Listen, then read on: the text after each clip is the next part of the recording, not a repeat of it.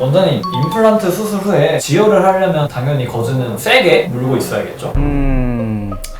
환자들이 수술 후 주의사항에 대해서 잘못 알고 있는 내용들이 좀 많이 있어요. 환자들한테 제공하기 위한 주의사항을 한번 읽어보면 환자분들이 모두 기억하기 힘들게 너무 많은 사항들이 있는 경우들이 있더라고요. 그래서 저는 환자들한테 정말 핵심적으로 중요한 3가지 정도를 강조해서 제가 말씀을 드리거든요. 오늘은 이 3가지에 대해서 얘기를 해볼게요.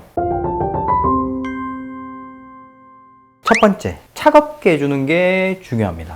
수술 부위는 혈액이 많이 들어오면서 온도가 높아지고, 그러면 그 부위의 지혈과 안정을 위해서는 차갑게 해주는 게 중요해요. 그래서 수술 후에 얼음팩을 수술 부위에 대는 거고, 혹시 식사를 하더라도 뜨거운 것보다는 차갑고 시원한 걸 먹어주는 게 좋습니다. 저는 환자들이 너무 아파하거나 지혈이 안 될 때 얼음이나 아이스크림 같은 거를 많이 먹으라고 권유해 주거든요. 왜냐면 뜨겁거나 매운 게 수술 부위에 닿으면 수술 부위가 염증이 생길 수 있어요. 딜 수 있다고 얘기하는데, 이 수술 부위에 자극적인 음식이 닿으면 더 아프고 더 붓고 염증이 생길 수 있기 때문에 차갑고 시원하고 부드러운 음식을 먹는 거죠. 두 번째는 머리를 높게 있는 것이 좋습니다. 우리가 자고 일어나면 피가 얼굴 쪽으로 쏠리면서 얼굴이 땡땡 붓는 것을 볼 수 있는데, 수술한 직후는 그 부위가 피가 몰리기 때문에 이 얼굴을 높게 해 있어야 되는 거죠. 우리가 정형외과에서 다리 수술을 하고 나면 다리를 천장에 매달아 놓는 것처럼 얼굴을 좀 높게, 잘 때는 베개를 좀 높게 해줘야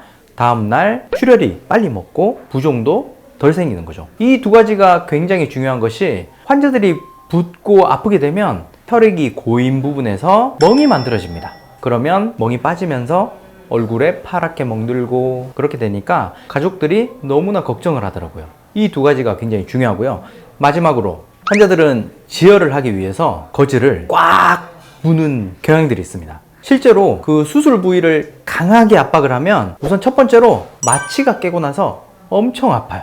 이런 통증에 대한 부분도 거즈가 굉장히 큰 역할을 할 수 있는 거죠. 그리고 통증이 아니라 하더라도 2번째, 환자가 마취되어 있는 상태에서 아픈지 모르고 세게 물어서 임플란트에 과도한 힘을 주게 되면 그게 또 임플란트가 실패하는 큰 원인이 될 수 있어요. 저는 그래서 환자들한테 거즈를 물지 마라. 왜냐면 제가 봉합하고 수술한 부위는 피가 거의 나지 않기 때문에 거즈를 물 필요는 없다. 조금 묻어나오는 정도는 삼켜주는 게 좋다. 그리고 피가 좀 나더라도 다음날 소독을 받으러 오면 괜찮아진다. 그리고 혹여나 거즈를 물더라도 세게 물지 말고 손가락을 깨물어도 안 아픈 정도로 가볍게, 마취가 깬 이후에도 통증이 좀 적을 수 있도록 가볍게 무는 것을 권유해주고 있습니다.